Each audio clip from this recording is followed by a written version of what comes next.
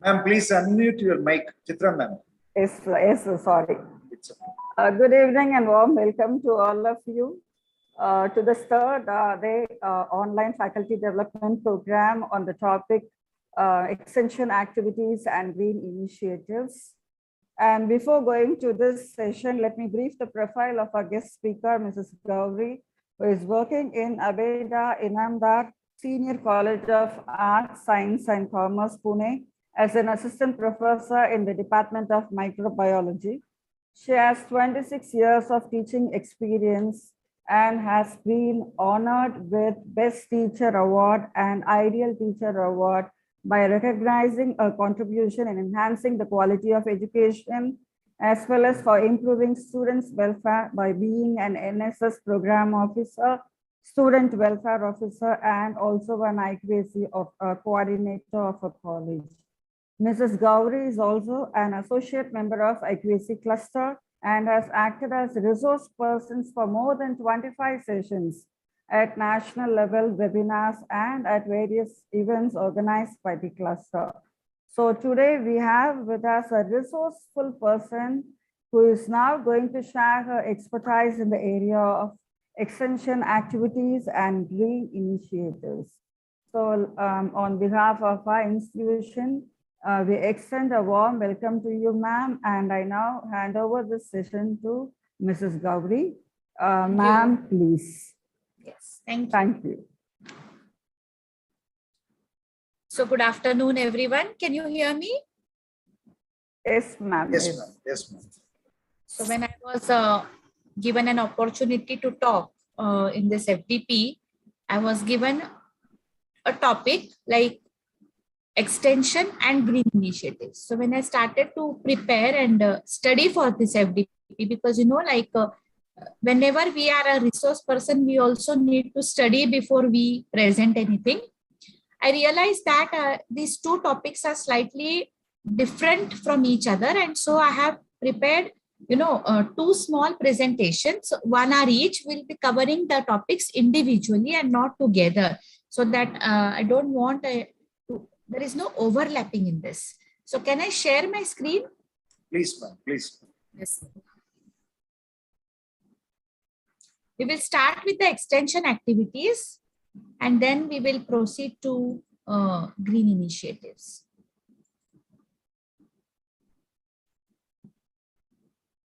Yes. I hope it's visible. Yes, ma'am. Yes, ma'am.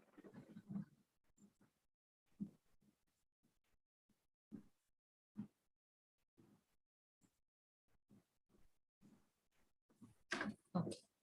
So let us start.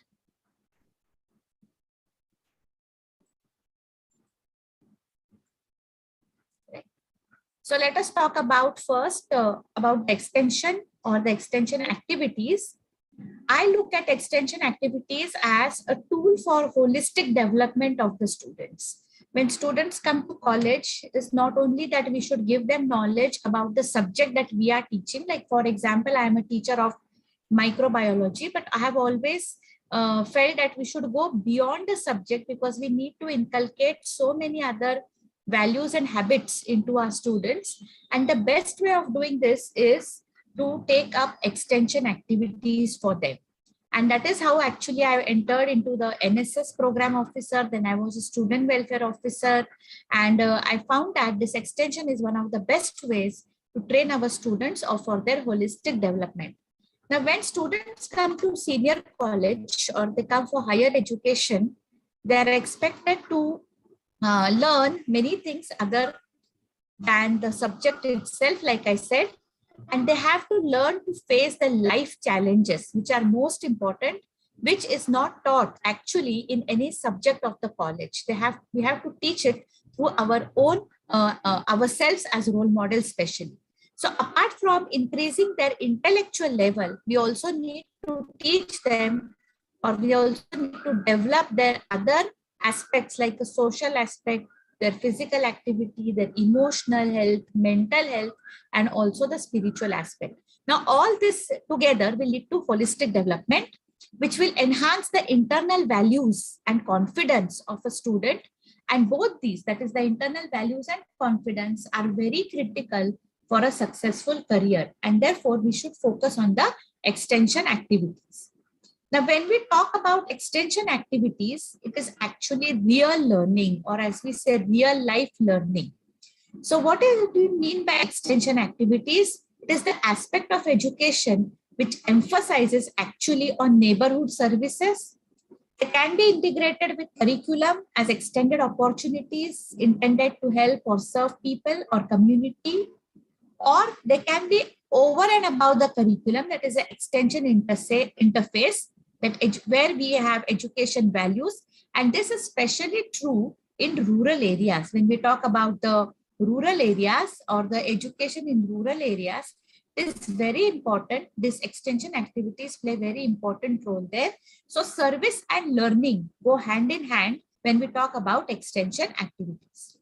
What are outreach programs then? Outreach programs and extension activities are defined slightly differently, especially in the NAC manual or in the UGC. Slight difference is there. So outreach programs, they will say they aim to uplift and support those who are deprived of certain services and rights. So in extension, it is a neighborhood community. In outreach program, we have a separate target, which is the which are the deprived members of the society. It is a practice of conducting local public awareness activities, which involves social planning. And in outreach programs, there is targeted community action where community engagement is there. And it is a two-way communication. That is not only we are talking to the community, but the community is also equally involved and there is a two-way communication. Such programs are known as the outreach activities or outreach programs. So extension activities and outreach programs, although they look very similar or many times we talk about them as synonyms, but their objectives are slightly different and they have to be well defined before we enter into any of these. Now coming to the extension or outreach programs, they have 4 dimensions. Now when we are talking about these 4 dimensions, I have considered here, one is the student community. The other one is the staff members who are involved in the extension activities. The third aspect or the dimension is the institute. And the fourth and the most important is the community, because all extension activities, all community outreach programs are for the betterment of the community. So the final target is the community, but we can look at it with 4 dimensions. Now, when we are talking about extension programs with respect to students, like I said in the first slide itself, that it is a way of developing their multi-facilitated personality. So it is a holistic development for them. Secondly, inculcating values or value education, that is very good, which can be done through the extension activities. Third is the experiential learning. They get to learn the real life challenges. And fourth is the academic benefit. So when I tell my students why they should participate in the outreach programs, I start with 2, 3, 4, and 1. But when the students look at it, it is 1, 2, 3, 4. Because many of the extension activities or programs help them with the academic benefits. That is, they give them some credits. They help to earn the credits. They give an enhanced grade point grades or CGPA additional points. And therefore, students look at it primarily as academic benefits. And then, of course, holistic development, inculcating values and experiential learning. But when a teacher looks at it, I tell them that, dear students, don't do this for academic benefits. Do it for your overall development, and then you can also get academic benefits with it. The second point or the second aspect or dimension is the staff. Now, the staff members who are involved in the extension activities along with the students, they also have benefits from this. One is that the recognition or the awards. Now, recognition is from the institute, from the colleagues, from the community, from the students, and from many other people, okay, from peers also. They do get recognition when we work for extension activities. And there are awards from government schemes, from some NGOs, or the awards are given by special, what you can say, social societies, they recognize our work and they give awards. Then there are benefits in caste, that is career advancement schemes. There are marks for the extension activities. And the most important point again here is contribution in nation building. Because as a teacher, we are not only expected to teach or give the knowledge of the subject, but we are expected to contribute by creating, good responsible citizens to contribute in nation building. Then for the institute, if you see the dimension as an institute, again, recognition to the institute that this college is having a very good NSS unit. They are doing tree plantation. The college is having so many volunteers. The college is undertaking this program. The university has so many schemes of extension activities. So it is a recognition. And of course, there are awards from the central government, state government, and other agencies. It also helps in accreditation of the institute. So when we go for NAC, when we go for NBA, AICTE, ISO, so many other recognitions or accreditation, our extension work is surely recognized. And of course, name and fame for the institute comes through the outreach programs, or what you call it as a corporate social responsibility. Nowadays, they call it as CSR. So these three aspects, and the fourth aspect is a community. So the community is, the betterment of the community, facilitated development, empowered society, hope and support to the downtrodden or the deprived. So when we look at extension or outreach programs, we have to consider the 4 dimensions of this, especially with respect to an educational institute, a college, or an university.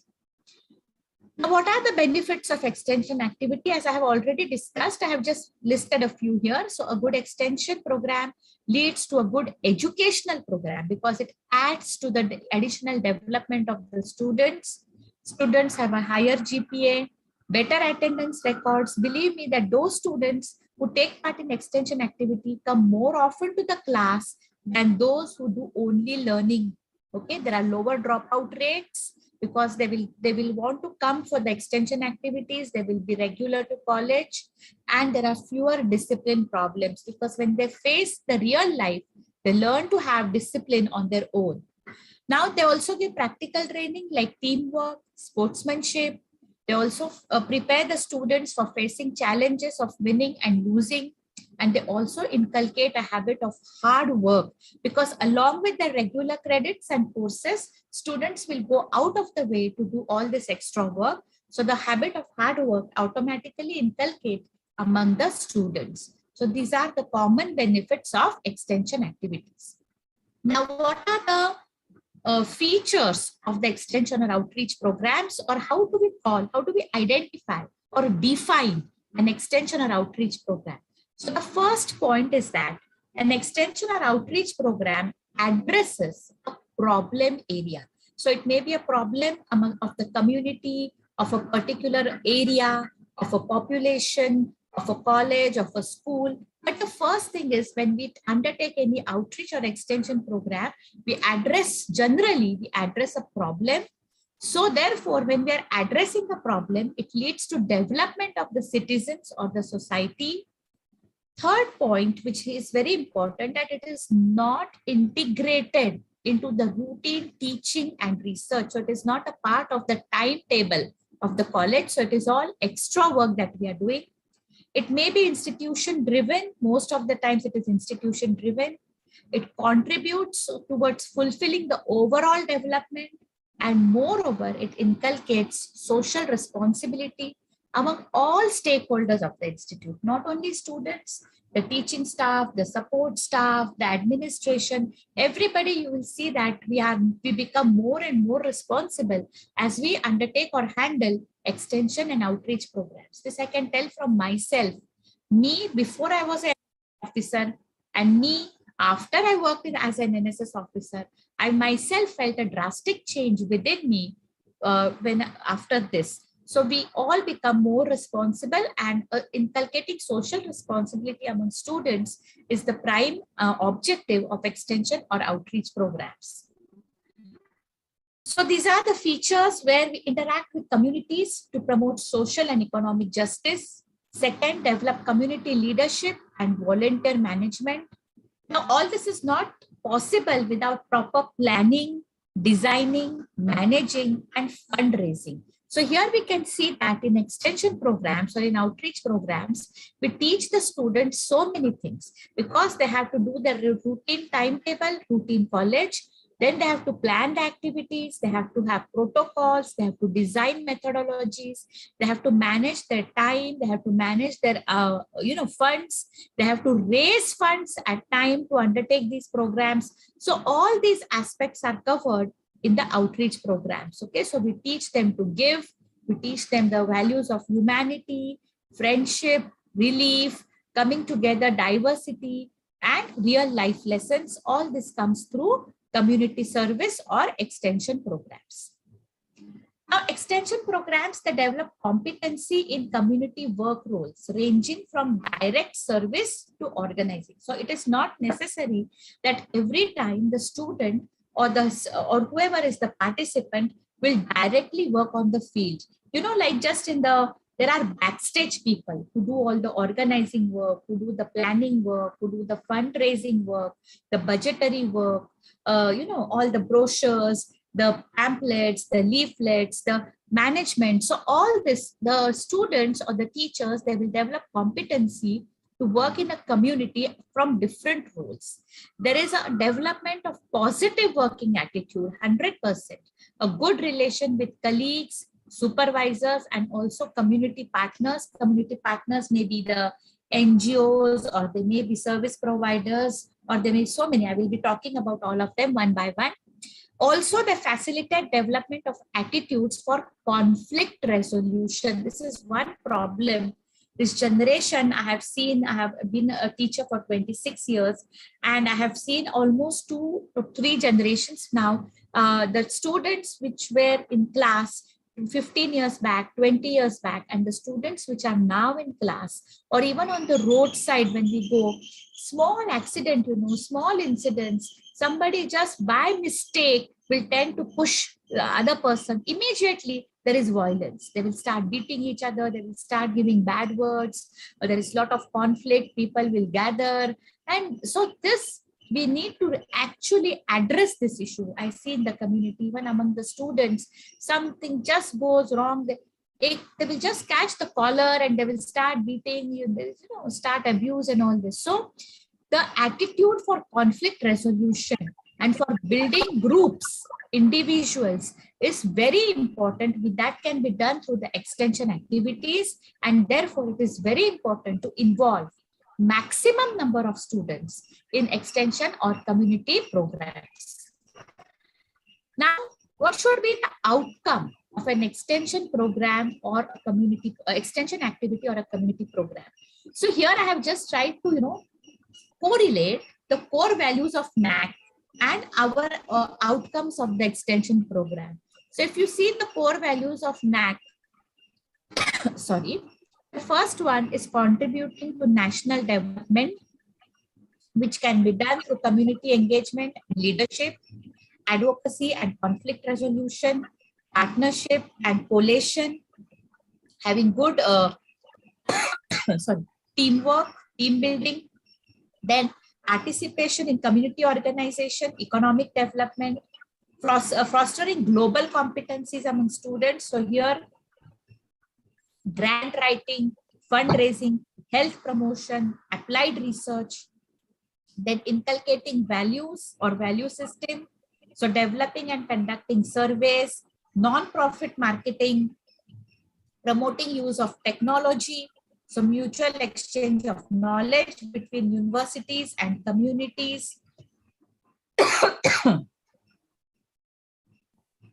Sorry. And attempt to produce an output which will benefit to the larger society. This fulfills our quest for excellence. So when we are looking at outcome, because you know that even today, outcome-based education is having maximum importance. We are just carrying out activities. That is not important. What did you achieve? We conducted a survey. Okay, you conducted survey, you got result. Then what? How did you use it? How did you apply the knowledge of this survey? What did you do with it? So outcome-based education today is having maximum importance and value.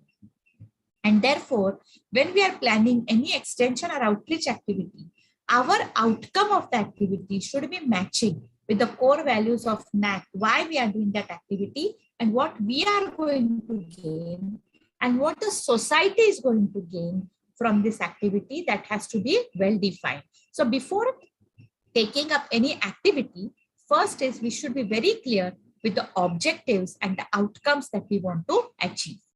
Then coming to the list of extension activities. Now it is very easy to say that you should do this, you should do that, but still there is no clarity sometimes among the students or among the institutes that what they should actually take up as an extension activity.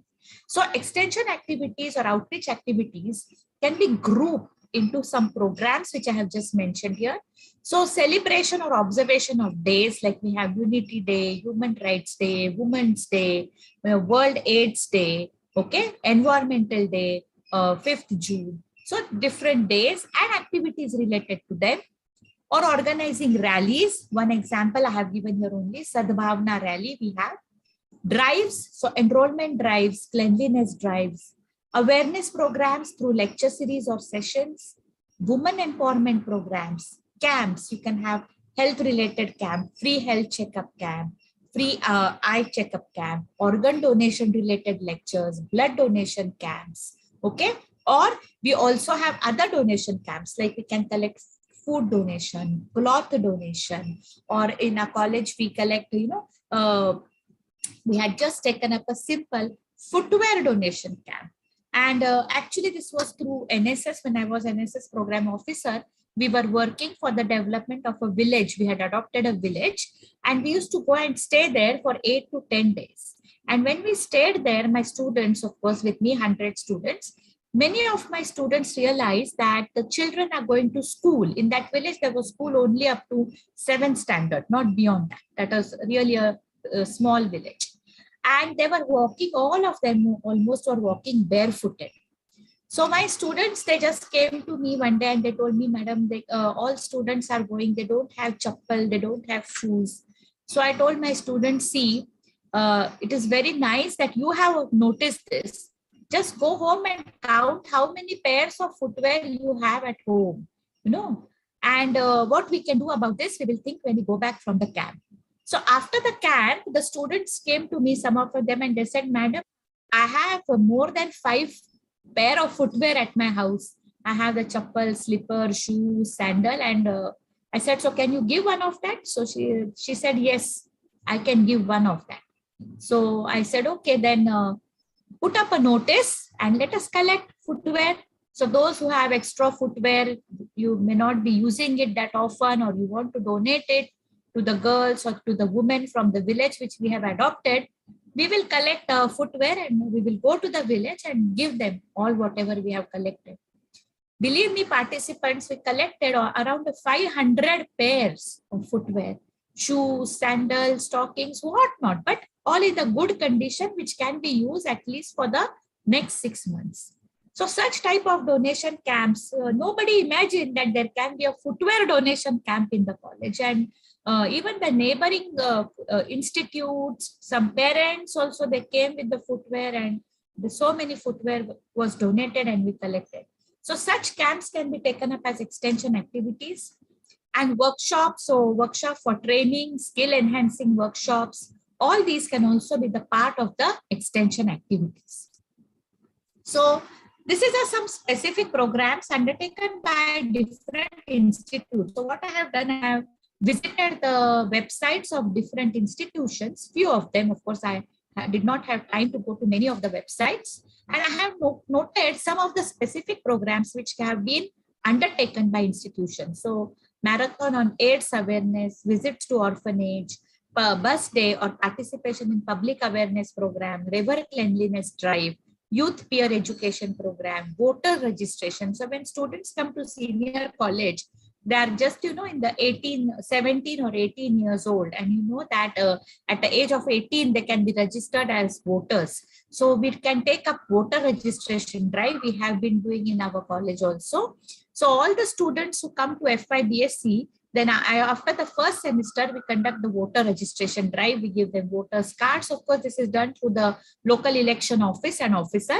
So this type of drives, blood donation camps, disaster management programs, women empowerment programs, fodder collection for the drought-prone animals. So like I told you that in the rural area, extension activities really, they play a very important role. So fodder collection or even vaccination of domestic animals for FMD, rinderpest, such type of viral diseases. It's a very good activity to take up.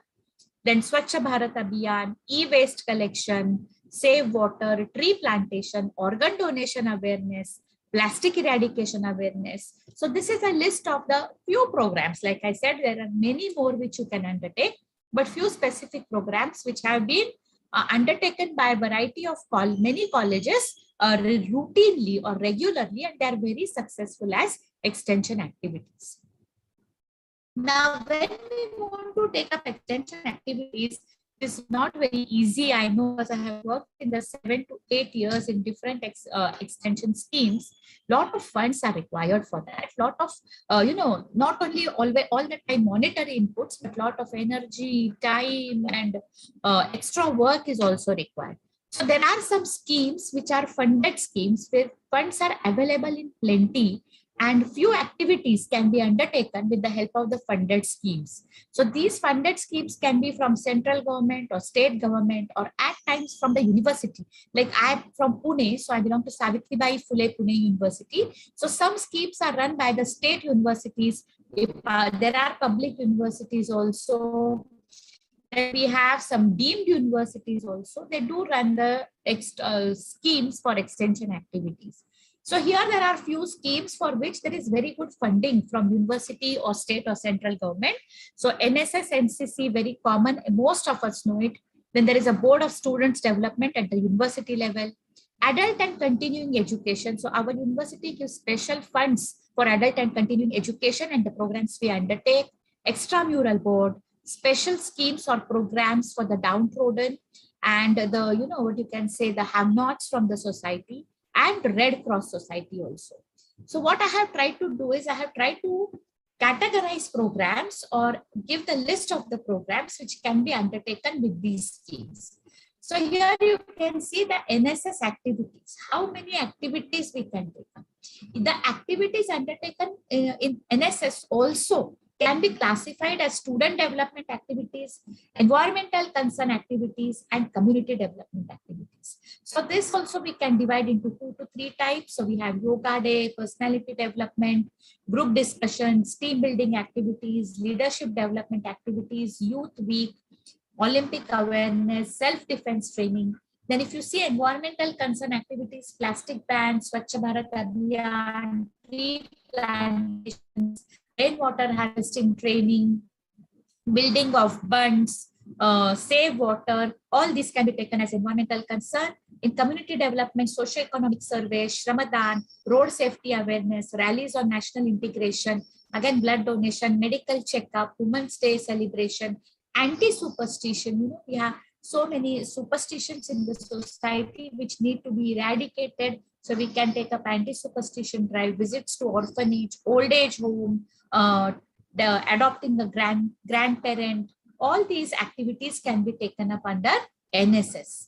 Then under NCC also many activities are conducted. So institutional training to expose the young cadets to regimental way of life, to inculcate a passion for defense services, camp training, centrally organized camps normally organized by central or state government, national integration camps, they are organized by universities, of course, along with the NCC units, leadership camps, Vayu Sainik camp, rock climbing or other training camps, attachment training for officers, so students who clear the Air Force exams or who clear the defense exam, NDA exams, for them there are special training camps, youth exchange programs in inter-university, and adventure-based learning. So many activities can be taken up through NCC. So if you have NCC unit, you have NCC officer, maybe every college does not have NCC unit, but there can be a cluster of colleges in the vicinity who can develop NCC unit. Special funds are given to the colleges if they have the girls NCC unit for training of girls cadets. So all these activities can be taken up through the NCC. Then community development through NCC is also possible. So again, tree plantation, anti-drug rally, Swachh Bharat Abhiyan, disaster relief, Beti Bachao, Beti Padhao, AIDS awareness, care for the blind, traffic control in special cases or in special festival seasons. A lot of traffic is there on the roads. For example, in Maharashtra during the Ganpati festival, we need extra help. The police need extra help for traffic control. In Calcutta or West Bengal during the Durga Puja Navratri Mahotsav, lot of processions and all this. So they need help for the traffic control. So during such special activities or special season, we can give our cadets for the traffic control or for the social help. And there is a board of students development. I think every university has a board of students development. Maybe the name is different for the different university, but overall the functioning and organization is similar.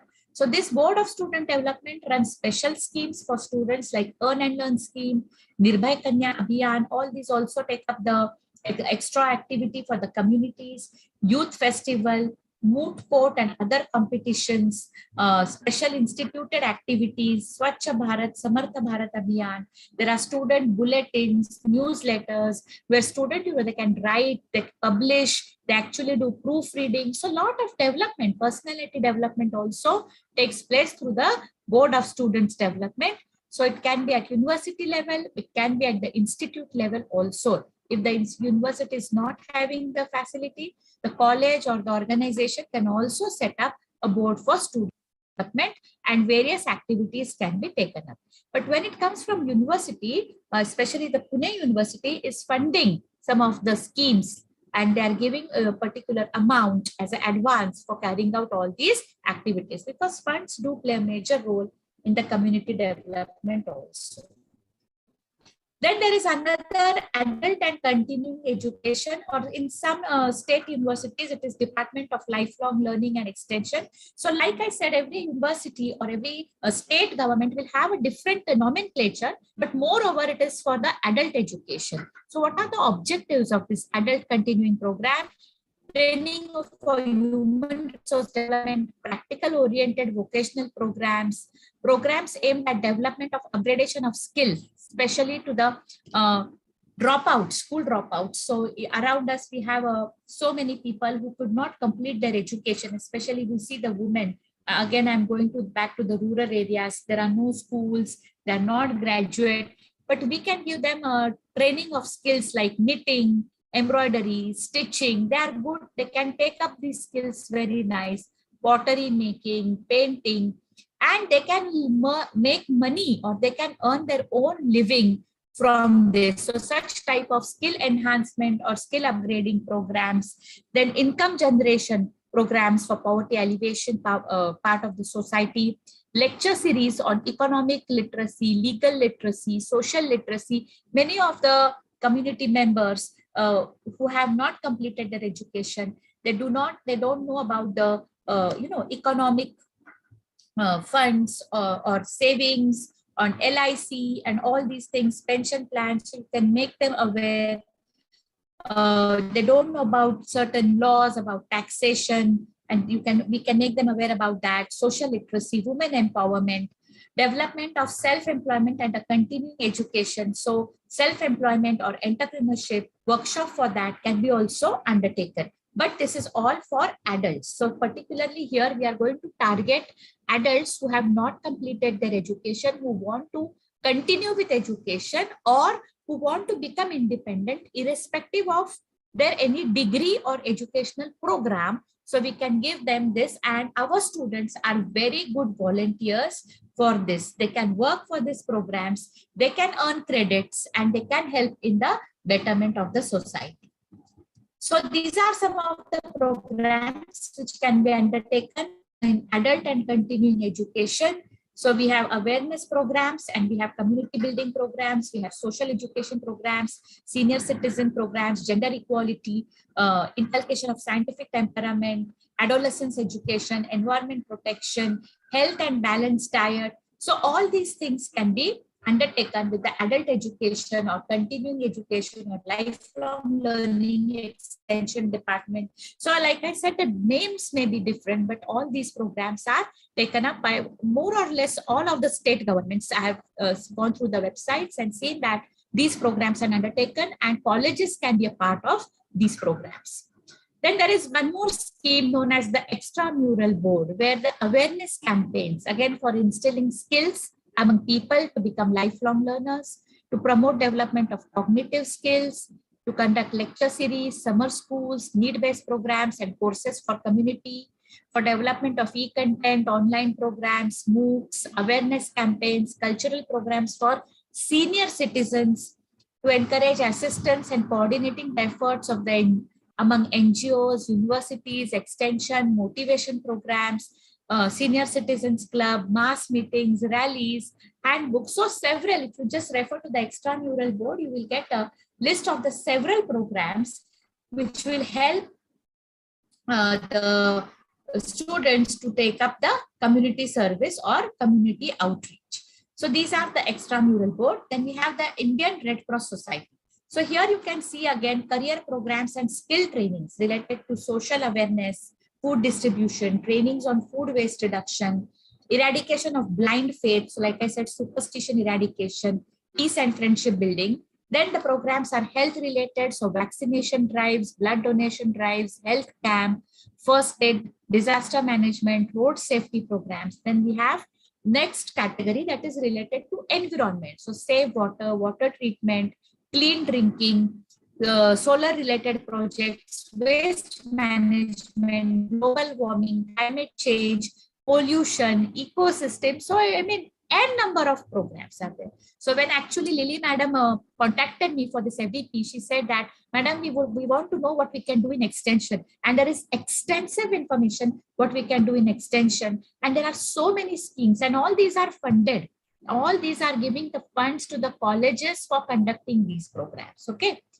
So here you can see the colleges taking up the different programs, adult education, tree plantation, blood donation, training the socio-economic survey, NSS rallies. Here you can see that training the adult women for becoming, independent, financially independent. Here you can see that we are teaching the women to do packing of some products and they can earn money from that.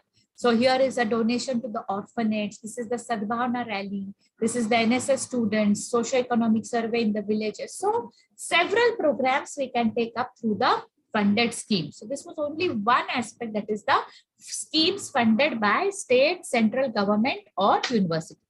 Now, apart from this, there are so many non-funded schemes and programs that the college or the institution can take place or can take over. So we have non-government organizations or NGOs, and believe me, there are several NGOs who are willing to work with the youth. They want students to be their volunteers, and we have students and we have to just do the collaboration work. If we place our students at the proper place, then both the things are achieved. The NGOs have good young volunteers and our students have holistic development. They earn credits, they learn real life experiences, and it's really a golden opportunity if we go through this. So again, here we can take up awareness rallies, cleanliness drives, social service, anti-superstition programs, disaster management programs through the non-funded schemes. Either the college or the institution takes it, or we have NGOs who are willing to work with us. So here you can see that the students are learning to make sanitizers, they make masks, okay, in the new college lab.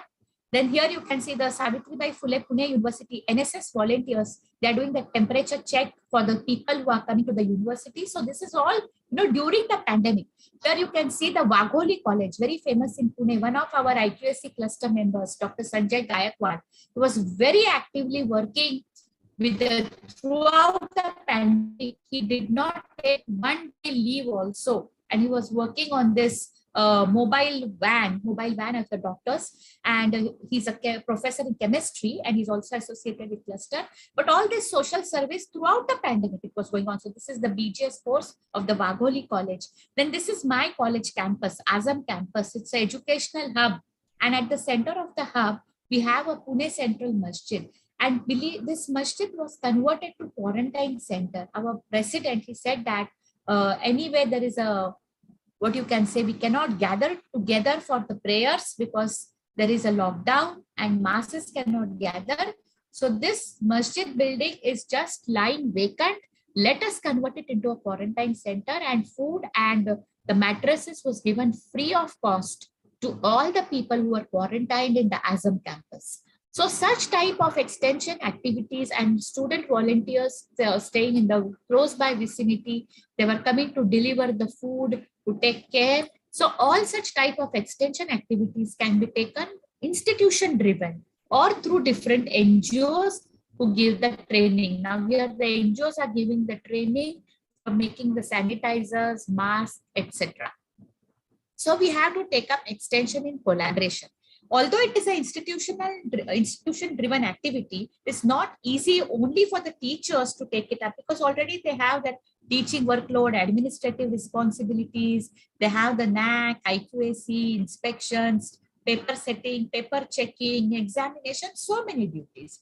So we just cannot depend only on the teacher to take up all the extension activities. But yes, if teachers help in the collaboration, like I said, then it is really very good. And what are the extension activities that can be taken up in collaboration? That let us see. So we can collaborate with neighboring educational institutes. Suppose there are 3 to 4 colleges very close. For example, in our campus itself, we have 23 institutes. We have Pharmacy College, we have a Unani Medical College, we have Management College, we have a Senior College, we have a Junior College. So if we all collaborate and take up some activity, then one institute or only staff of our institute is not burdened. We share the responsibility. Then, of course, we collaborate with government schemes, we collaborate with corporate sectors for funding, for assistance, for many other things. Non-government organization and local bodies or trusts or social service groups are there. For example, in Delhi, there is a Shahid Bhagat Singh social service group. I have just been to their website and they have done tremendous work during the pandemic. They have, given drivers for ambulance. They have supplied the oxygen cylinders. Just a simple, very chota Shahid Bhagat Singh social group. That is it. So we have so many such groups in Maharashtra, in Pune. We have Ganpati Mandal. So they also give lot of donations. They want to work in collaboration with the colleges. Only thing is we have to have a proper understanding, a proper MOU collaboration, and a proper tie-up with these type of service groups or local bodies. So here I have listed few of the local NGOs or these type of bodies. I have given the address, I have given the website also, so that the participants of this FDP, they can get some idea of what type of work they can undertake. I have given the focus areas and key programs. So the focus area, the first one is Care India. Okay, it is in the Mumbai. The website is given here. It is a very strong foundation. They work in the different sectors. They have key programs, STEM laboratories, UDAN, and they are taking programs for the girls' education. So if you visit their website, you will get that what all programs they are doing during COVID, what they have done. They have addressed the learning loss of citizens and so many other programs they have taken up. Then next is the Pratham. Okay, the registered office, again, it is in Mumbai. The email ID and the website is given here. They are taking a program for education, early childhood education, elementary education, digital initiatives, vocational training, research, advocacy, and they're also looking after vulnerable children. So this is one more center where we can approach. Many activities they are doing online also, so we can approach to them. Then Udaan India Foundation, again, it is in the head office is in Mumbai. They also take up several programs, skill enhancement courses. So website and the email ID I have given here, spoken English programs, computer literacy programs, vocational training programs, soft skill programs. So many sessions also they are conducting, again, online also. They need volunteers to work, to train their own staff. So aptitude, career counseling, financial aid, all these programs, extension activities are taken by Udaan India Foundation.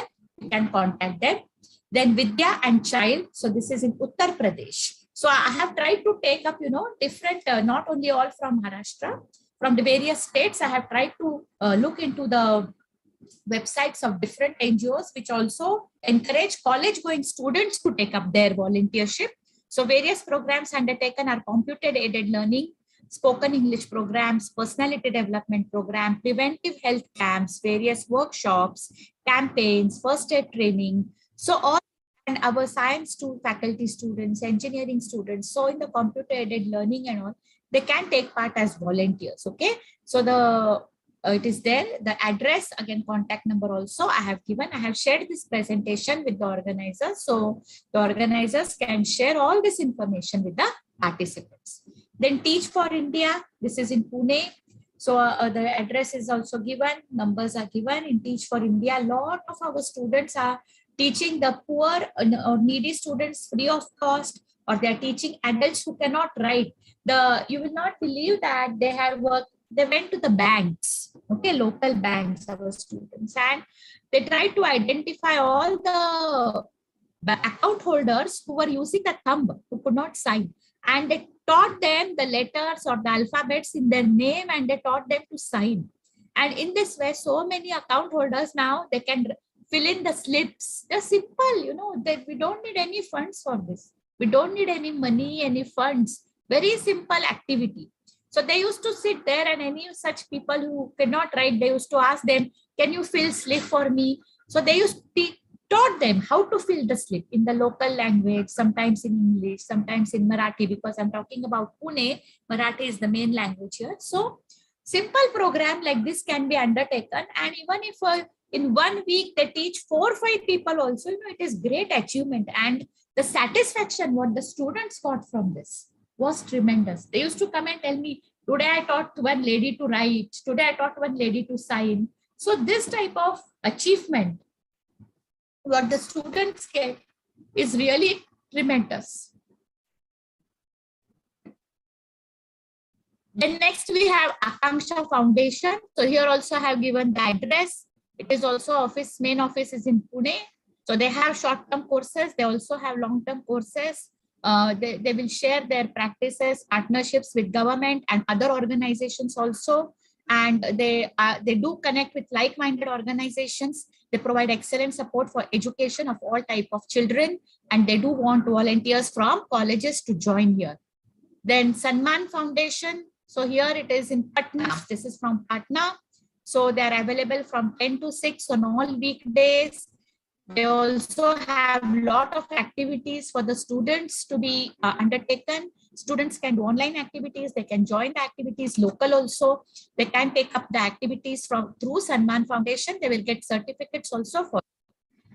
So what are the activities of Sanman Foundation? Better health, to transforming the emergency and public health, sustainable livelihood, financial inclusion, agriculture, rural entrepreneurship, leadership and skill development, education and skill development. So all these are activities which are taken up through the Sanman Foundation, where our students can work as volunteers. They can learn first and then they can teach also.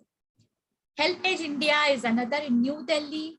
So this another institution, mobile healthcare, cancer care, disaster management, old age homes, livelihood support, elder helplines, support a grant. So now you see that at least what I see in Maharashtra, we have our all young generation working abroad. They're going to do MS, they're working there, they're settling there, and all their old grandparents or parents are left alone here. And they cannot at times, do small things, go to the market, buy something. So if, in the evening, our student, 1 or 2 students, they just go once in a week, and what all work is there, they want to go to laundry, they want to buy something from the dairy. So that is just, support a grant. So it is a very good extension activity. Students learn so many things. Parents told me that my child does not do any work at home, but they will rush to that grandparent's house to do their work. So such type of experiences we get from the HealthAge India. The head office is there. Value education, student action for value education. That is the SAVE program of the HealthAge India. Now, when we are doing all these activities and you want to report it for assessment, accreditation, record keeping is very important.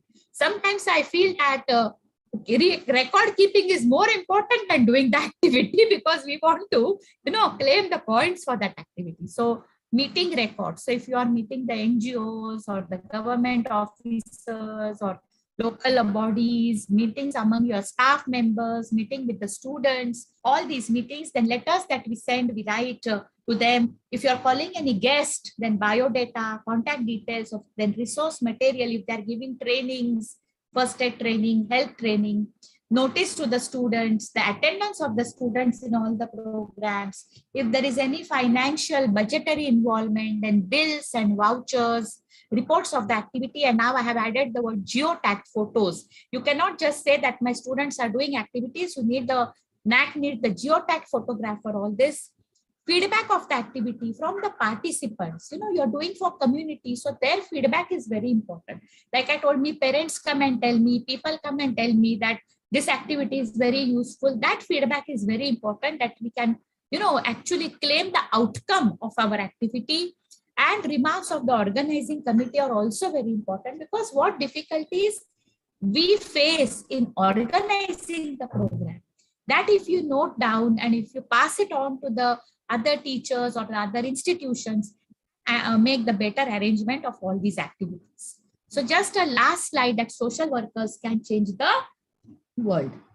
Thank you. So this was about the extension activities. And like I said, the other topic was totally different. I made 2 separate presentations. So I can just take a break of 2 minutes and then we can switch over to green initiatives.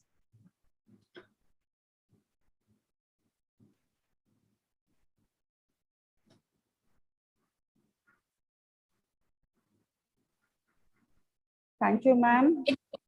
Yes, any questions or anything regarding this, or should we continue and then we will take it together? Ma'am, so far no questions have been posted in the box. Okay, no problem. So we okay, ma'am. Yes. Ma'am, you can continue, ma'am. Yes, yes. Just give me 1 minute break. I will switch over. Okay, ma'am. Okay, ma'am. This Sure, presentation sure, and then I will start. Yes. Okay, ma'am. Sure. Thank you, ma'am.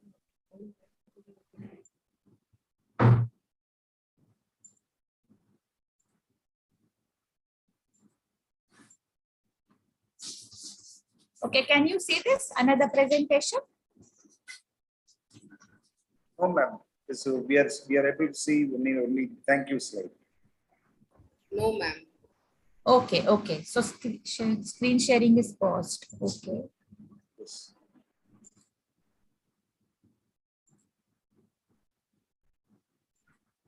Now? Yes, ma'am. Can you see that green initiatives? Yes, ma'am. Yes, ma'am. Yes. Okay. Okay.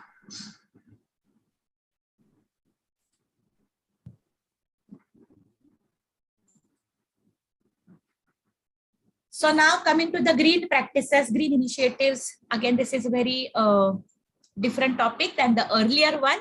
So we can shift to the, a mental frame also. We need to shift from community to environment now, right? So this is about green initiatives, green practices. Okay. So green practices, normally what we consider as green practices or what we discuss under green practices is energy consumption, waste management, water conservation, pollution control, green campus initiatives, and quality audits. Quality audits will include your green audit, energy audit, or even your environmental audits. So all these will be the green practices. Now, when we are moving towards a green campus, first we have to introspect. Are we really moving towards a green campus? And what all we need to do to move towards a green campus? So here I have shown a building. It is a college building actually. And what all goes around this college building or what all we need to manage to go towards a green campus. So vegetation and biodiversity enhancement, energy management, carbon footprint reduction, water management, pollution control measures, waste management, visual thermal comfort, indoor environmental quality, all these. So here you can see that these 8 factors are important when we are going to make our campus a green campus. Okay. Now, the first is the architectural norms in infrastructure. Most of our colleges are now very old, already built, established. I know it is not possible to demolish and remake as per the new architectural norms. But yes, we can make some changes as and when possible. Or if we are adding to our infrastructure, if we are building some new classrooms, buildings, or whatever, we can consider the architectural norms. The first is a well-lit room. If the room is well lit,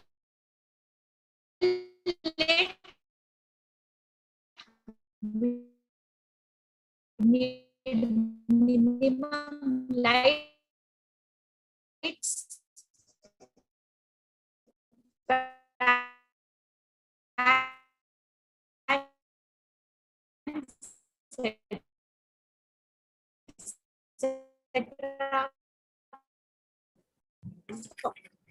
Ma'am, excuse me, ma'am. Ma'am, your voice is breaking, We are ma'am. going on the gas, energy, and voice is breaking. Yes, ma'am. Okay. Yes, ma'am. And same setup is there. Now, can you hear? Yes, ma'am. Yes, ma'am. Okay, okay. So low energy and passive cooling systems and nearly zero energy building. Now, if we have all these incorporated, our building will use near to zero energy or electricity. So that is one new concept in the architecture or interior designing, as we can say, that the buildings are made such that minimum energy usage is there. Okay.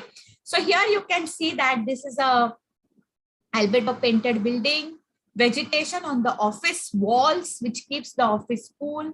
Here you can see that there are air spaces or gaps for air to come in, and the height of the room is very, more than normal. So ventilation and light. Then in the central places, such type of domes are there from where light can come in, direct sunlight. So the tube lights or lighting is not required. If at all we are using AC or cooling systems, then minimum 3-star should be used. This will minimize the use of the energy or energy consumption. So these are the architectural norms which we need to implement. Like I said, already building is built, so we cannot change the height of the room, but we can we can repaint the building, we can cover the buildings with the vegetation, we can change the appliances, internal appliances. So some of the factors we can implement or undertake. Then is your campus going green? So architectural norms in infrastructure, are you implementing? Do you have an environmental policy, which is very important? We all have different policies, but environmental policy, we are not very keen. So we should have an environmental policy for our institution. We should have proper signboards. Solar panels should be established. Go for green energy or fire audit reports. That is also very important. Vermicomposting units, borewell recharge pits, tagging of flora, fauna. So identification of the plantation on the campus, botanical garden, cactus garden, increasing expenditure on green practices. This one thing we can easily implement. Like in last year, I spent 1 lakh on green practices. This year, I increased by 5,000, 10,000.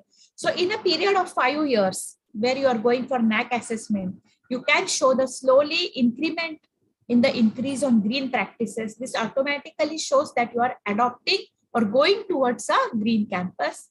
You have MOUs with recycling for recycling of e-waste, solid waste. Again, here you have NGOs, you have government bodies who do all this. Do you have an effluent treatment plant? If it is feasible, like I said, in our campus, we have 23 institutes. So together we can have one effluent treatment. It is not possible for a single one institution, but you can have for the nearby institutions or campus. Green Army certificates. Now, what is a Green Army? Again, here Green Army or Harit Sena. It's a 6-month program. Normally, it is taken up for 17 to 24-year-old students. So again, I'm emphasizing on being student-centric, how our students can be involved here. They are trained to work in the environmental projects. The army projects include restoring native vegetation, heritage restoration, protecting animal habitats, wetlands in urban rural areas, and the Green Army certificate is issued to students for working there for 6 months. They can earn the credits, they get very good real life experiences.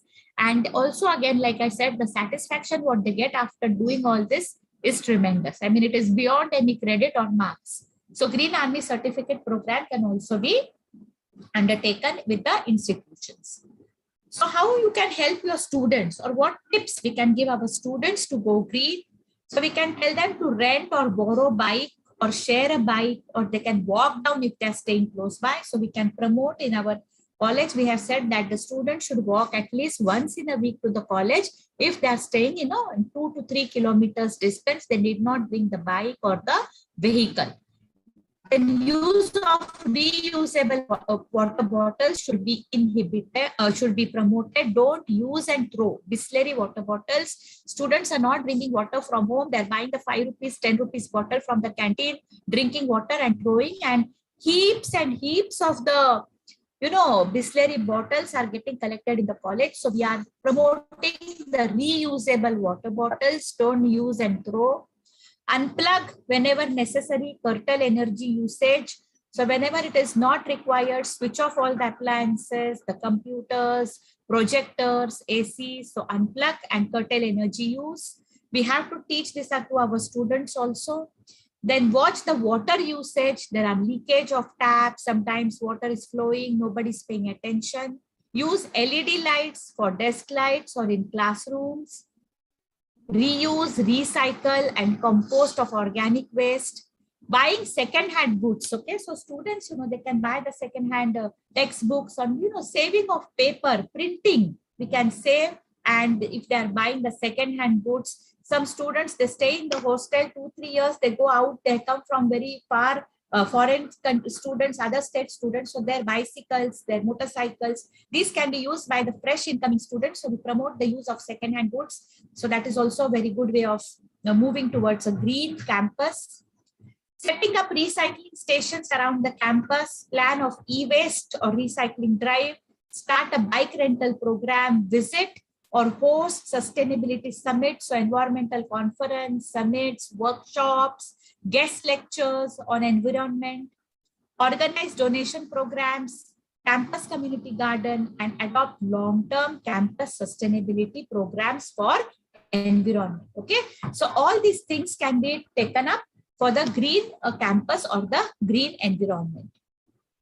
So here you can see environmental consciousness and sustainability. So many aspects are covered here. So here you can see the biogas plant, the sanitary bins or the medical biomedical waste, segregation of waste, e-waste, solid waste, biodegradable waste, non-biodegradable waste, segregation, solar panels, then no vehicles beyond this point. So consumption of fuel, smoke emission can be limited, save water, recycling of e-waste, composting. On campus, we have composting pits, rainwater harvesting, say no to plastic, reuse, recycle as far as possible, proper usage. So all these can be taken up as the green initiatives or green practices. Okay.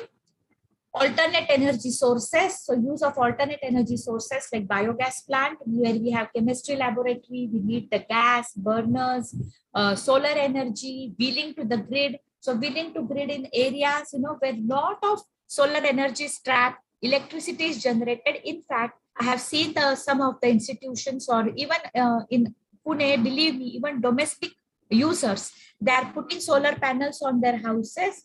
They are producing more electricity than they need, and they're giving it to the Maharashtra State Electricity Board. That is a wheeling to grid.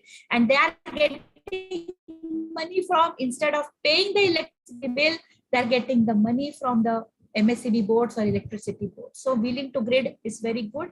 When the institutions have large rooftops, they can set up the solar panels and they can do this. sensor-based energy conservation. So sensor-based lights, especially very important now, very common. So in staircase, especially I have seen that when nobody is in staircase, light is off.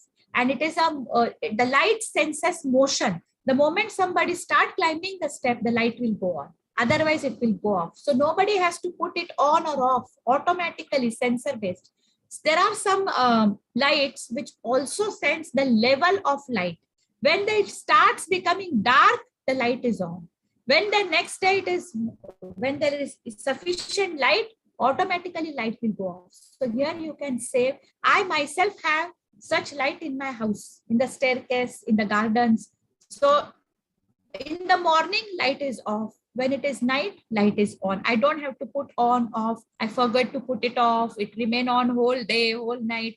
As such, it will not happen. So such sensor-based lights you can have in your colleges, in the institutions. It will save a lot of work also. Somebody you have to appoint to go and put off all the light, put on all the light. So all these things can be, all this work can be saved and energy can be saved by using the sensor-based conservation. So use of LED bulb, power efficient equipment, like I said, refrigerators we need in the laboratories, office, star, automatically the unit consumption is going to be lowered. So all these are the ways of saving energy.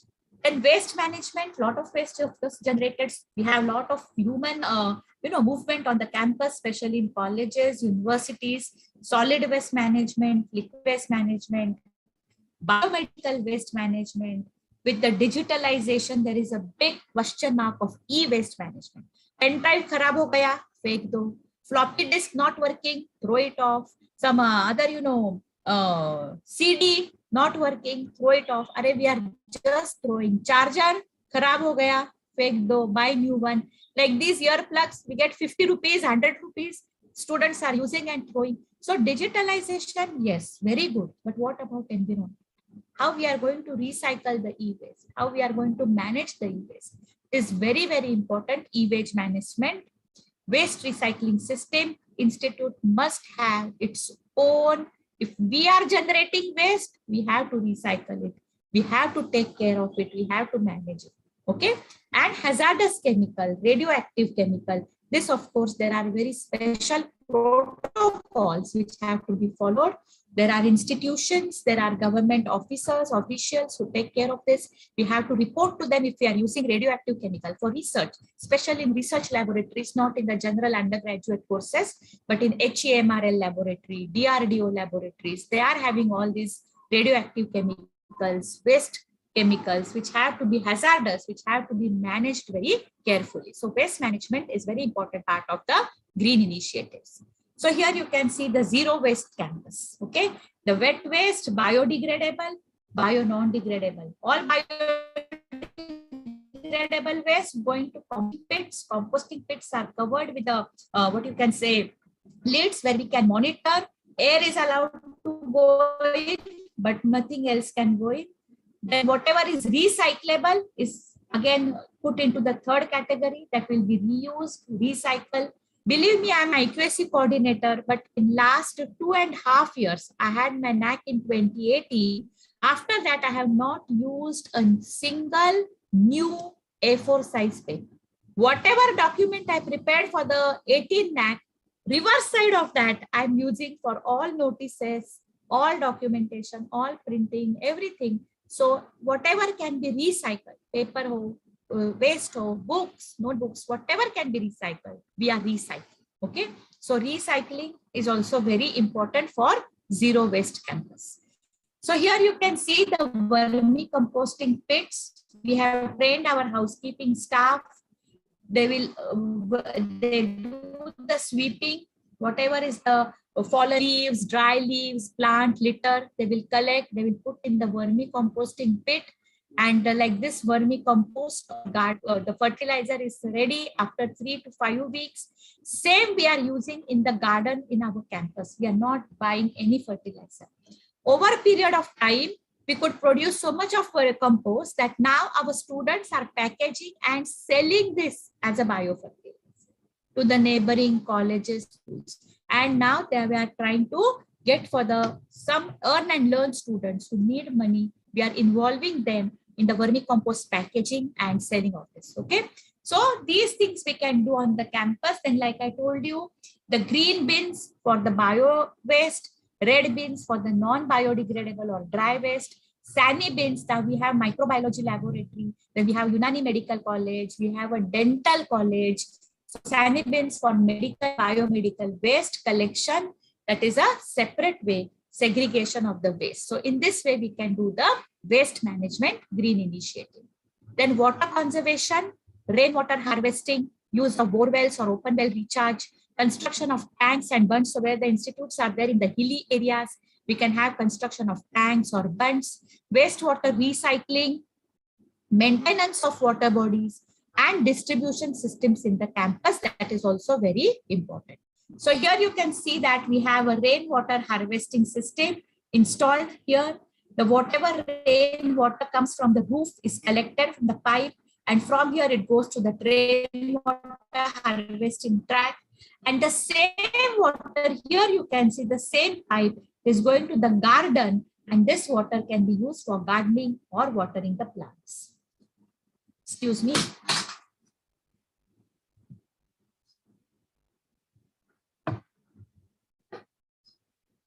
So in this way, we have the rainwater harvesting system, and we can use this water for gardening or for other purposes. Now, pollution control. Most important point here, what we can see is the pollution control. When we talk about pollution control, it is air pollution, noise pollution, soil or water pollution. All this has to be taken care of. So carbon sequestration, it is a method of reducing the amount of carbon dioxide in the atmosphere with a goal of limiting global climate change, global warming. Carbon footprint, we can focus on the total greenhouse gas emissions caused by individual, by an event, by an organization, by service, and it is expressed as carbon dioxide emission. So carbon footprinting, how we can go for reducing of this. So limited use of cars, battery operated electric cars, okay, one less long haul flight per year, renewable energy sources, public transport, refurbishment, renovation, vegan diet, using of heat pumps, improved cooking equipment, use of renewable energy sources. So in this way, we can go for pollution, a control of air pollution. Then noise pollution, of course, turning off appliances when not in use, use of earplugs, lowering the volumes, planting more trees, regular maintenance of vehicles and machines, no honking zones. So our campus is around 23 acres campus. It is completely no honking zone. No student, no teacher is allowed to blow the horn on the campus. Once you're in the campus, your horn has to be off. Okay, so such type of noise pollution control, no honking zones, that also we can inculcate as a green initiative. You can have it in your environmental policy and you can control the noise pollution.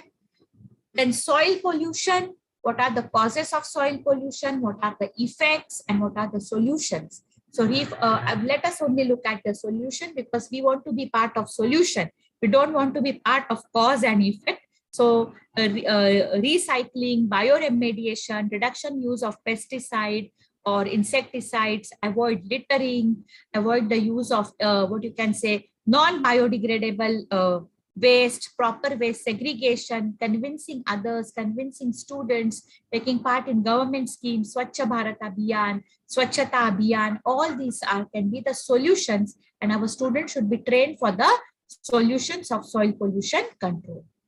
Then pollution of water. So prevent disposal of the following directly into the water bodies, domestic waste. Now, when we talk about a college or institution, we have hostels, we have quarters, we have restrooms, washrooms on the campus. So the domestic waste should not be directly let out into the water bodies. Laboratory waste has to be treated before it is let out into water bodies. Biomedical waste also has to be treated. Harmful chemicals have to be collected in different jars, chemical, cans, and then they have to be neutralized and thrown out. Plastic and other wear also has to be taken care of. Cleanliness drives, awareness programs for water pollution control. So intentional, unintentional release of toxic material into rivers, oceans is very harmful, and we should take part in water control, water pollution control drives also as an institution or as students. So what are the green campus initiatives that we can take up? And very simple ones: restricted entry of automobiles, battery powered vehicles, pedestrian friendly pathways, ban on use of plastics, and landscaping. Landscaping is very important for restoration. I will show you some of the photographs which will make this more clear. Here you can see this is a landscaping at the backside of the college building. This area was totally barren, dumping of waste. Only one fine day we decided that we will clean this and we will do some landscaping here. And because of this landscaping, now no dumping is there. We have here plastic collection drive. Plastic waste is segregated, collected. It is given for recycling, landfilling. As far as possible, we don't use plastic on the campus. Here you can see no vehicle zone. So beyond this point, you will see that the road is empty. You can only walk. No vehicle can come in beyond this road. We have battery operated vehicles. We have charging points for battery operated vehicles, no horn zone. So noise pollution control. So all these are the few of the initiatives which our campus has undertaken, and can say with pride, they are very successfully doing all this. Here you can see this type of signages, boards on the trees. So every day I supply oxygen to 4 people.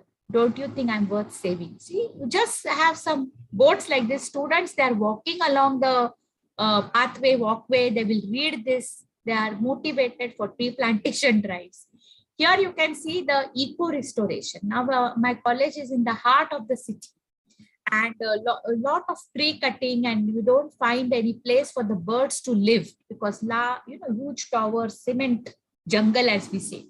What our students have done is they have prepared like this nests, wooden nests, and these wooden nests they are installed on the trees, old trees on our campus. Few banyan trees, very old, around more than 50-60-year-old trees are there. So we have installed this, and here we are keeping a water, some food grains for the birds, so that we have started restoring their natural ecosystem or habitat for them to come.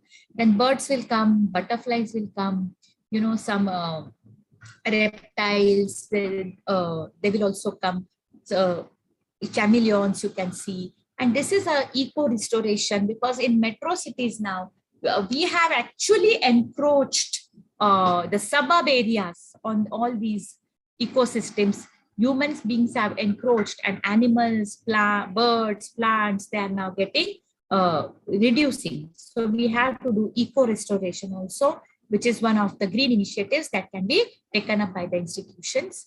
Then some more initiatives here. What we have is we are training the staff and students of neighboring colleges how the waste has to be segregated, how the vermicomposting can be done. Okay, then proper reuse. We have MOUs for e-waste recycling. This is a machine that the campus has purchased for degradation of organic waste. Lot of organic waste is generated on the campus. Like I said, a lot of hostels, 9 hostels we have, 23 institutions we have. So organic waste, vermicomposting pit, natural degradation, very slow. So what we are doing is we are enhancing the biodegradation of the organic waste in this composting machine. It is cut down into pieces and then it is put into vermicomposting. So composting, what you can say, the protocol, the composting process is fastened, or it takes place in a shorter period. Then here we are also having, see, this type of certificates of appreciation. Abeda Inamdar Senior College, Department of Environmental Science has recycled a 246 kg of paper, recycled. Now what we have done, we have recycled 246 kg. What we have saved? We have saved 17 trees. We have saved 25,000 liters of water, because to make paper, lot of water is required.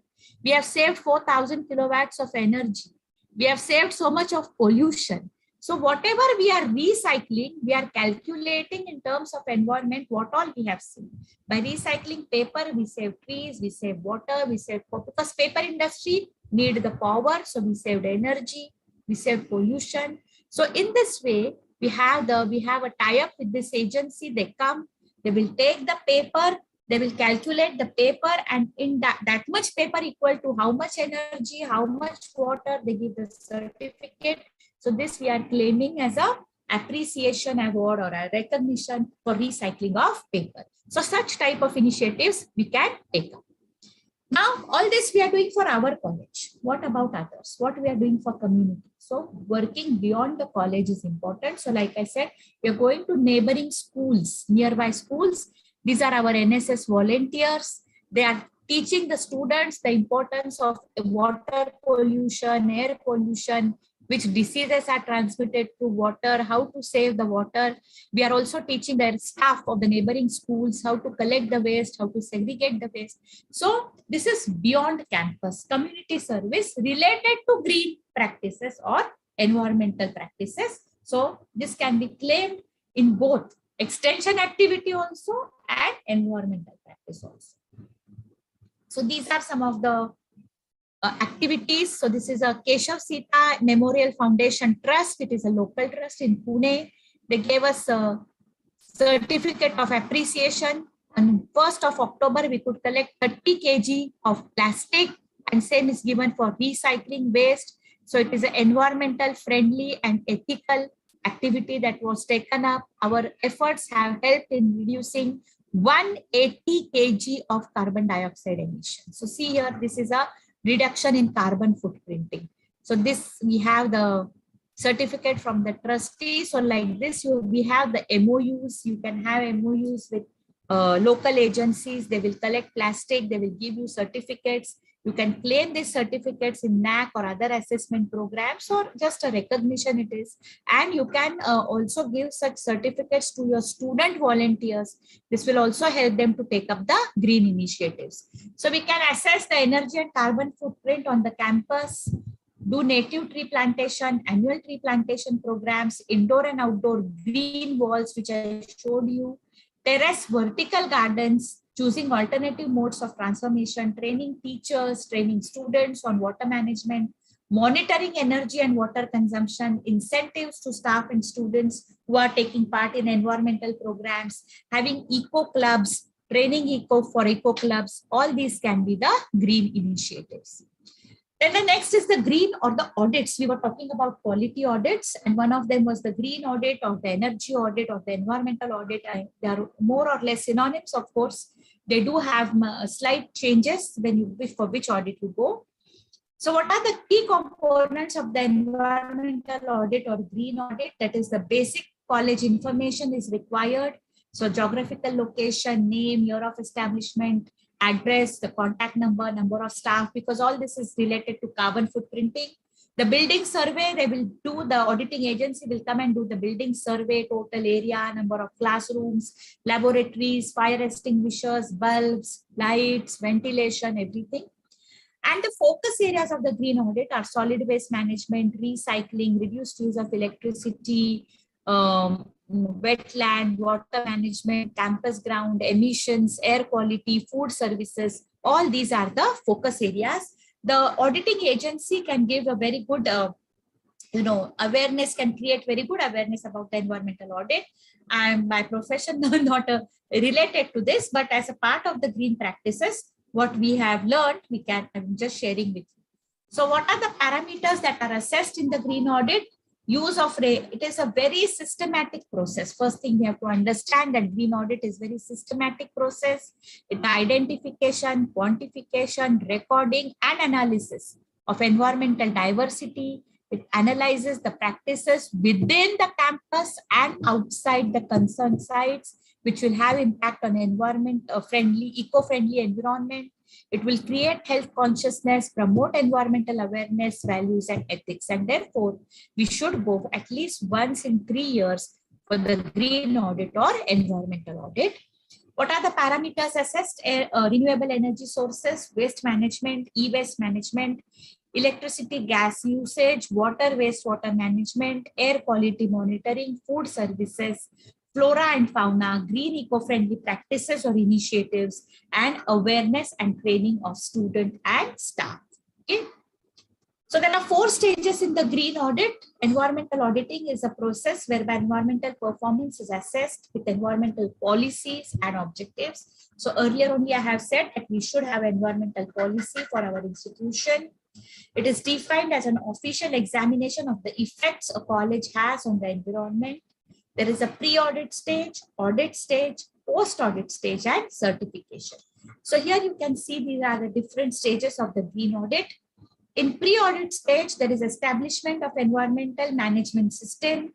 There is declaration of environmental policy, planning of programs or activities related to environment, implementation of whatever policies you have planned and operations, standard operating practices, and in short, there is a environmental management. Then in the actual auditing, there is checking of documents and evaluation, suggestions are given, review of the environmental policies taken, review of the programs undertaken is also done, interviews of representative stakeholders like students, teachers, support staff, management members, sometimes even parents is also done. In the post-audit stage, there is the report is given, the audit report along with recommendations. They also suggest plan of action, what should be done to improve the system. Follow-up of the recommendations is also done, and whether the changes which are suggested or implemented or not, that is also checked. And once they are satisfied, the auditing agency is satisfied with all this, then they will, after successful completion, they will give the certificate, which is valid for 3 years. And they also take a signature that we will adhere to all the environmental policies that we have adopted. We will also take up innovative initiatives for the green audit or green campus. So this is our 4 stages of the green or the eco-friendly or environmental audit. So with this, I have covered most of the green initiatives, green practices with examples and photographs. So I think from my side, I'm done. If any questions or any discussions, then we can have it. Thank you so much, ma'am, for your informative and detailed and useful presentation, ma'am. Few questions were clarified by Sankar sir, and one question is there, ma'am. Shankar sir is there, so I'm not worried. He will take care of the post presentation session. You know, I have to do only pre-work and actual work. Post-work is done there itself. Okay. A participant has raised the question, ma'am, that Yes. you have repeatedly mentioned about superstition eradication program. Yes. Her question is, how safely can we count on doing this as it is a hypersensitivity concept? Yes, but we have to work on it. We really have. We can take it up as we have taken up many anti-superstition drive. Our college itself, in rural areas adjacent to the college, where we have adopted villages for NSS, and we take it up in special in schools, primary schools, 5th to 7th standard. We are not going to adults. We are trying to go to school children, and we tell them, you go and tell your parents that school mein aaye the, as a teacher. We showed them that how when the lemon is open, it becomes red. It is only because of acidity, because they are learning acid, base, chemistry, all this. A 7th standard, 8th standard students. So at least till now, we have not faced any problem with our anti-superstition drives. And we have few NGOs also in Pune who have helped us to take these drives.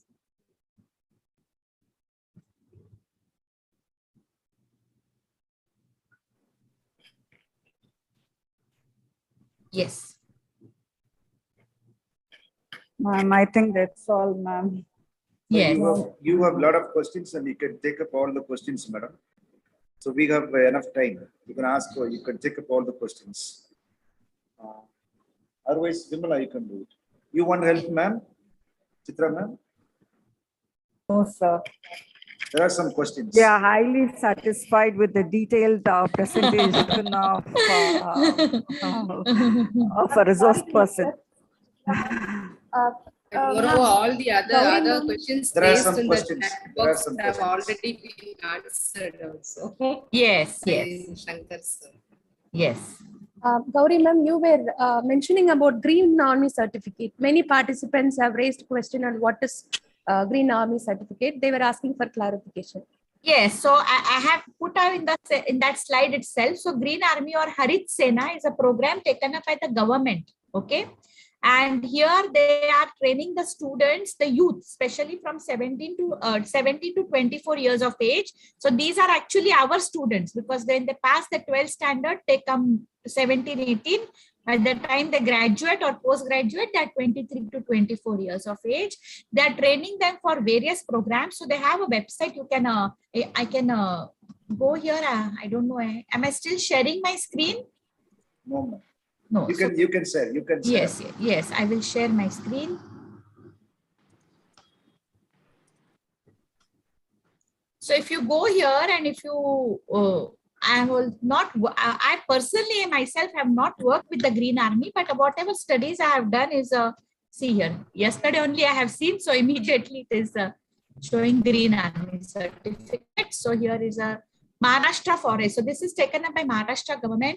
This Green Army Maharashtra. Who can join the Green Army? Green Army certificate download. Everything is given here, madam. So if you visit this, if your state is having such type of a program, then it can be taken up. So here you can see here all the list of nurseries, plantation, what the students can do, introduction to Green Army. Okay, why Green Army in Maharashtra? What are activities, outcomes, gains, benefits? So like that, a lot of, so I have visited a website of many NGOs and this, and then only I have put here. So here you will get all the details. How to register, that form is also there. Green Army registration form.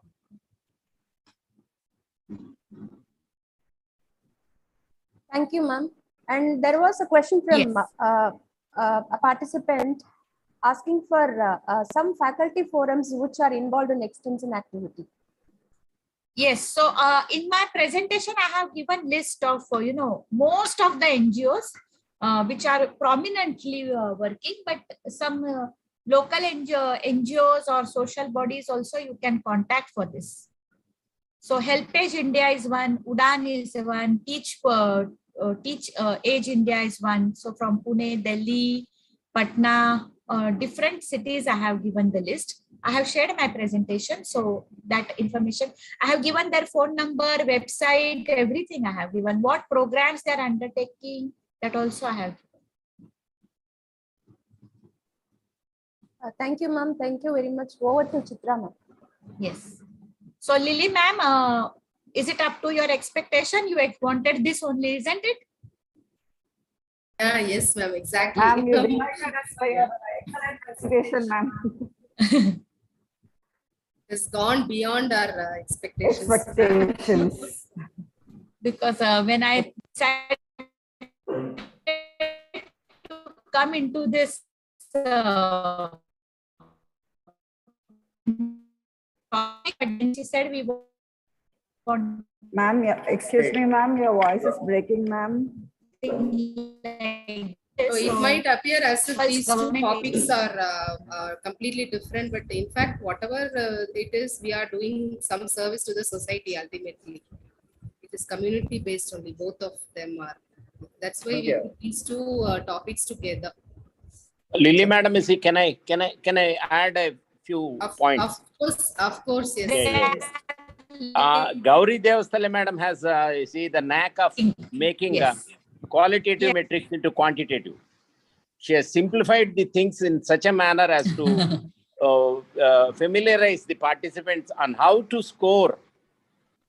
Quantification is done by her, giving carbon emissions, how much paper is used, recycled paper is used by her, and how many plants and how many liters of water is saved. Everything, all these things she has done in a very comprehensive manner. Then there is one particular question, a very sensitive question raised by one of the participants on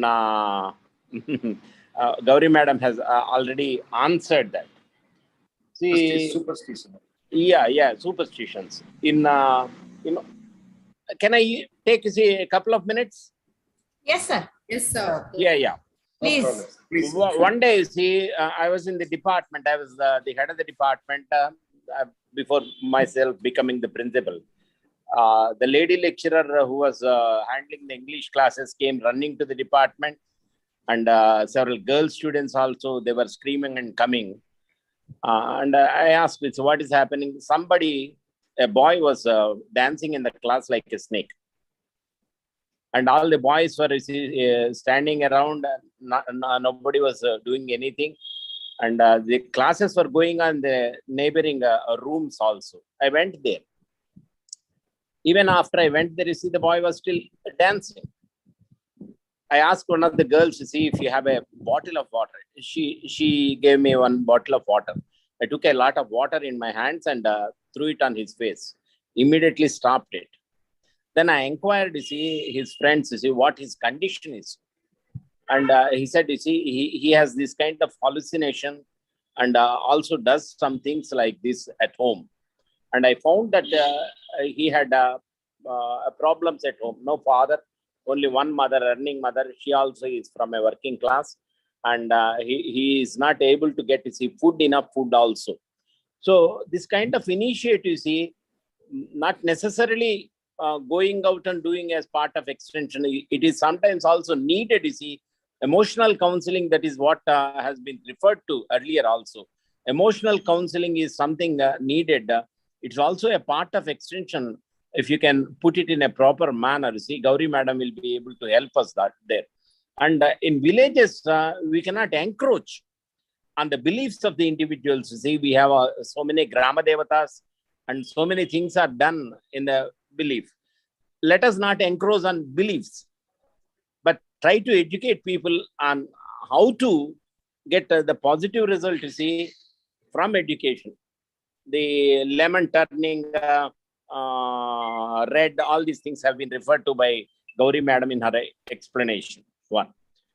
And coming to the point, extension, you see, which is referred to in the SSR comprehensive manual almost 50 times for universities or colleges, UGs or PG colleges, you see. Ask each teacher what kind of extension can be suggested by them, even though they are language teachers, even though they are science teachers, arts teachers, commerce teachers. Ask them to suggest, come up with ways on how to extend. Whatever is learned in a classroom is for societal application. When it is used for society, that itself can be termed as extension. Ask each individual teacher on how to make the learning, the knowledge that is gathered in a classroom in a particular program can be implemented, you see, for the benefit. She has wonderfully referred to a practice of how many rural area people or illiterate people have been taught how to write their names or sign their names instead of using the thumbprint. What a wonderful observation, you see. That can be emulated, you see. You must be having a bank nearby. Each student coming from a rural area or even an urban area. Extension has two aspects. Urban area extensions, rural area extensions. In Maharashtra, one of the biggest slums is Dharavi, where Dharavi is also used for several studies, not only in India, but also in America, in England, and European countries to find out, you see, what kind of situation is prevailing there and how the people of Dharavi, the biggest slum in Asia, or perhaps the whole world, can be improved. Similarly, if you know how to motivate your students to look for the solutions, you can do it. And hats off to Gauri madam, you see, for very keenly, pointedly observing, you see, that illiterate people being helped by our college students. Every village must be having a bank. And in every village, you see, there must be illiterate people. If all the people are identified and taught, and you can bring out, you see, a document showing, you see, these are now, we can even get their numbers, I mean, Aadhaar numbers and so on and so forth, but they're sensitive documents. We do not want to use them. But collecting information is also important, as madam has been saying, you see, documentation, geotagged photos, all these things can be. I learned a lot, you see, from listening to the presentation of Gauri madam. I brought her, you see, 40 kilometers from Gudivada to Vijayawada. I see all of you have been brought from Gudivada to Vijayawada. I see. I was listening to her. I had to drive, but I enjoyed this session very well. You see, lucky Thank to you, have sir. Thank you so much. a wonderful resource person. Thank you.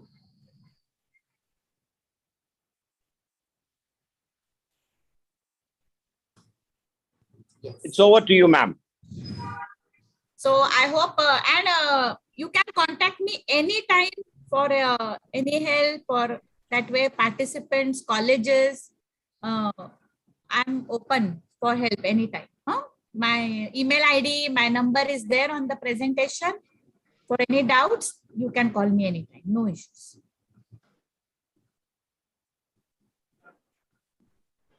What is your name?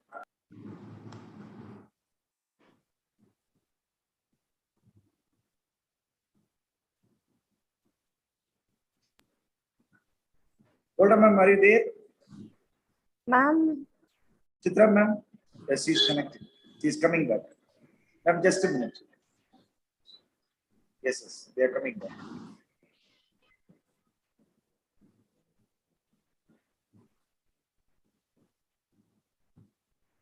Chitra ma'am, are you there? Please unmute your mic. Yes, sir. Yes, sir. Please, ma'am. I could understand Okay, that. sir. got Some disconnected. problem. Yes, Sir, I sir. could Some understand. technical problem happened, sir. That's Please, right. please formal vote of thanks, and then we'll wind up this session. Okay, sir. Okay, sir.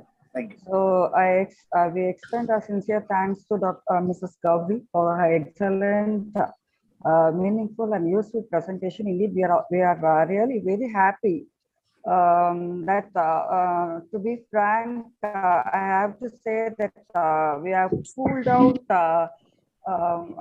sufficient knowledge from a great resourceful person. Thank you, ma'am. Thank you for sparing your valuable time with us.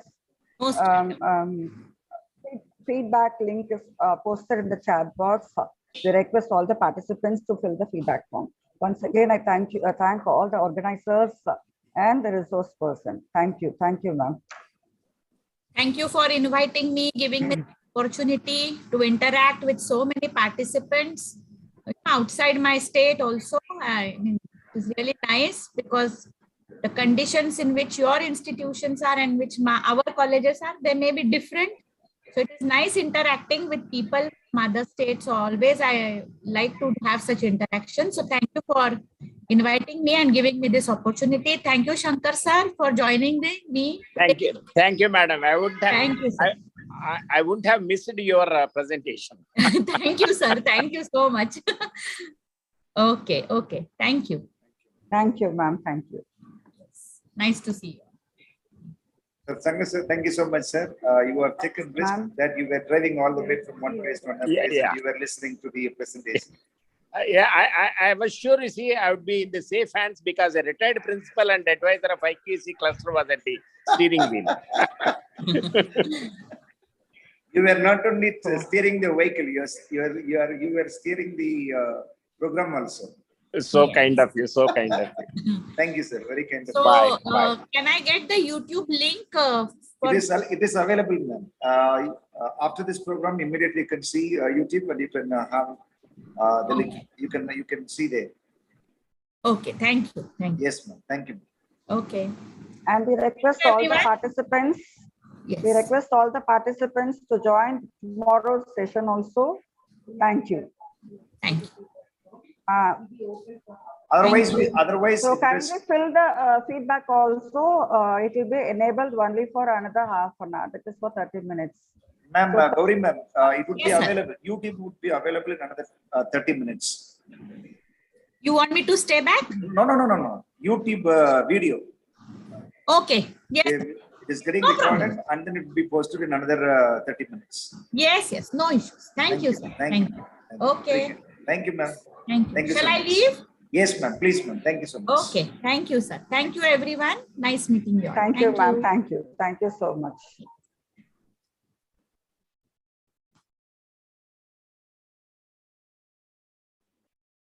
Well done, ma'am. Thank you so much.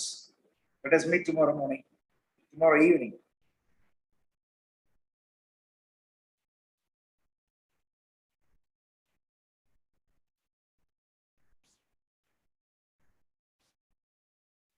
Participants, you please post your, fill up the feedback form. The feedback form will be open for another 10 to 15 minutes.